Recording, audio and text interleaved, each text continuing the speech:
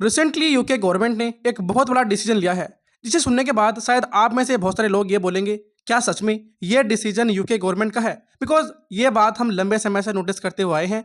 जो decision USA लेता है, उसी की रिफ्लेक्शन यूके में दिखती थी। यूके यूएसए से काफ़ी इन्फ्लुएंस्ड है सिंस 1945। हमने ये बात देखी है, जो डिसीजन यूएसए के हैं वही डिसीजन यूके के हैं, मगर अब जो डिसीजन यूके ने लिया है वो काफ़ी मैटर करता है। यहाँ पर आप आर्टिकल पढ़ो, आपको भी समझ में आ जाएगा। UK suspends some arm exports to Israel. UK ने कुछ आर्म एक्सपोर्ट्स को कैंसिल कर दिया है टू इजराइल। ये बात सच है। नाउ आज के इस वीडियो में हम बात करेंगे कि इन आर्म एक्सपोर्ट्स को सस्पेंड करने का एग्जैक्ट रीजन क्या है और इजराइल पर इसका क्या इंपैक्ट होगा, because for Israel it matters a lot. तो आइए फिर स्टार्ट करते हैं। यहाँ पर आप ये आर्टिकल देखिए, इंडिया टुडे का आर्टिकल है। यूके का कहना है कि इन्होंने ये जो पार्शियल सस्पेंशन किया है, ये इसलिए किया है क्योंकि इजराइल की वजह से गाजा के अंदर ह्यूमैनिटेरियन कंसर्न बढ़ते जा रहे हैं और हम ह्यूमन राइट्स के अगेंस्ट नहीं जा सकते।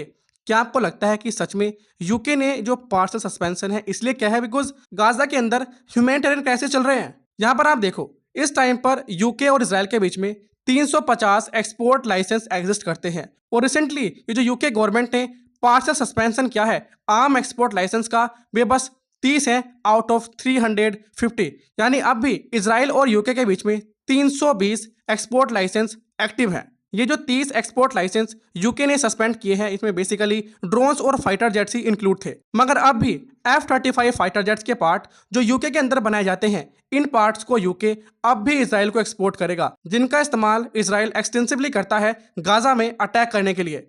यूके गवर्नमेंट के इस डिसीजन को लेकर इजरायली मिनिस्टर इसको काफ़ी क्रिटिसाइज करते हैं और कहते हैं ये जो डिसीजन यूके गवर्नमेंट ने लिया है, ये एक रॉन्ग मैसेज सेंड करता है to Israel, to the world, and it is very disappointing for Israel. Because UK government ने यह डिसीजन एक ऐसे टाइम पर लिया है जब इजराइल के अंदर 6 होस्टेजेस की डेड बॉडी को दफनाया जा रहा है, जिनको हमास ने पहले बंदी बनाया था। और ये इजराइल के लिए एक बहुत ही सेंसिटिव मोमेंट है इस टाइम पर जो कंडीशन इजराइल के अंदर है, और इसी की वजह से जो ये 6 होस्टेजेस की डेड बॉडी गाजा के अंदर मिली है, इसकी वजह से इजराइल के अंदर एक बहुत बड़ी प्रोटेस्ट भी हुई। इस टाइम पर इजराइल को एक होस्टेज डील साइन कर लेनी चाहिए विद हमास, अदरवाइज चीज़ें और ख़राब हो जाएंगी। यहाँ पर आप आर्टिकल भी पढ़ सकते हैं, anger mounts after 6 Gaza hostages found dead. UK government के इस डिसीजन को लेकर इजराइल की तरफ से स्टेटमेंट आती है और ये कहते हैं कि हमें लगता है कि जो टेररिज्म है वो हम दोनों की समस्या है, इजराइल की भी और यूके की भी। जो ये अलकायदा, जो ISIS इस्लामिक स्टेट ग्रुप और ये हमास जैसी ऑर्गेनाइजेशन है, इन्होंने पूरे संसार में आतंक मचा रखा है और ये हमारी ड्यूटी है कि हमें साथ में मिलकर टेररिज्म को कॉम्बैट करना चाहिए। बट जो स्टेप यूके ने लिया है, it is very disappointing for Israel. और यही नहीं, यूके गवर्नमेंट ने रिसेंटली ये भी अनाउंस किया है कि वो फिर से अपनी फंडिंग को स्टार्ट कर देंगे to UNRWA, United Nation Relief and Work Agency. ये एजेंसी पैलेस्टीनियन रिफ्यूजीज के लिए बनाई गई थी, जो यहाँ पर ह्यूमैनिटेरियन एड और जो रिलीफ वर्क है वो पैलेस्टीन के अंदर करते हैं। मिस्टर डेविड लैमी, ये यूके के फॉरेन सेक्रेटरी हैं, ये कहते हैं जो वेपन्स यूके एक्सपोर्ट करता है टू इजराइल, इन वेपन्स का इस्तेमाल इजराइल कर सकता है एक serious violation of international law, और ये एक क्लियर रिस्क है अपने एडवांस वेपन को इजराइल के हाथ में थमाना, और ये गलती यूके अब नहीं करना चाहता। नाउ यहाँ पर आप देखो, यूके के इस डिसीजन से इजराइल पर कोई बड़ा इंपैक्ट नहीं होगा। क्यों? क्योंकि इस टाइम पर जो यूके और इजराइल के बीच में आर्म सेल होती है अराउंड द ग्लोब, जितने भी आर्म एक्सपोर्ट इजराइल के अंदर होते हैं, मतलब जो भी आर्म इजराइल इंपोर्ट करता है, उस पूरे इंपोर्ट में से जस्ट 1% आर्म इंपोर्ट यूके की तरफ से होते हैं इजराइल में। मगर आप यूएस को देखो तो यूएस से इजराइल का बिगेस्ट आर्म सप्लायर है 2019 से लेकर 2023 तक। According to Stockholm International Peace Research Institute, 69% arm imports USA ने किए थे टू इजराइल।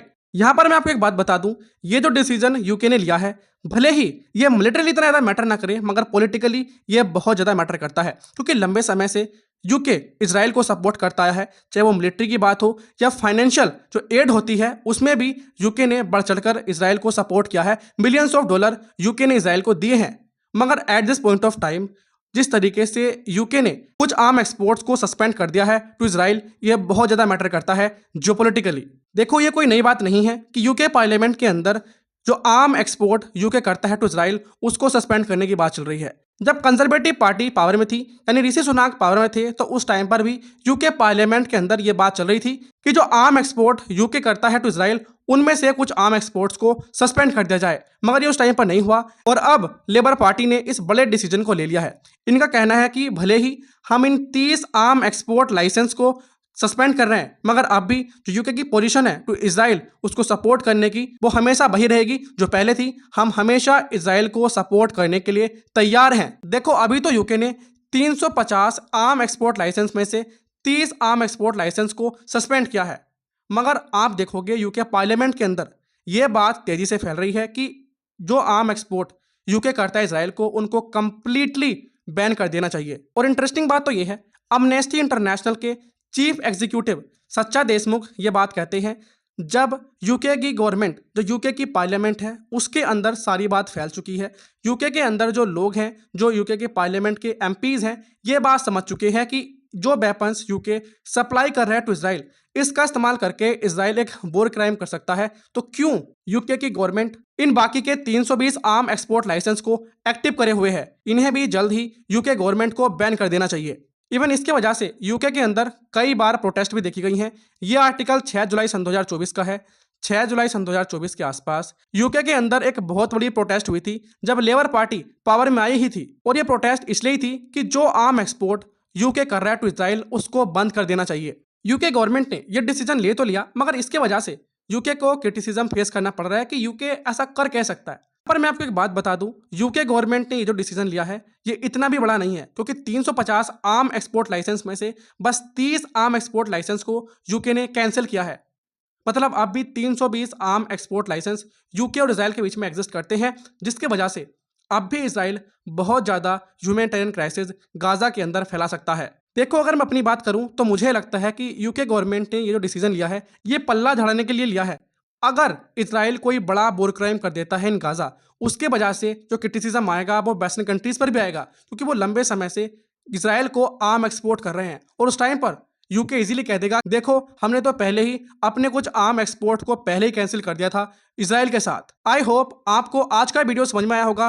अगर आपको वीडियो अच्छा लगता है तो वीडियो को लाइक करके वीडियो को शेयर जरूर करें ताकि और लोग भी इसके बारे में जान सके। That's all about this video. जय हिंद।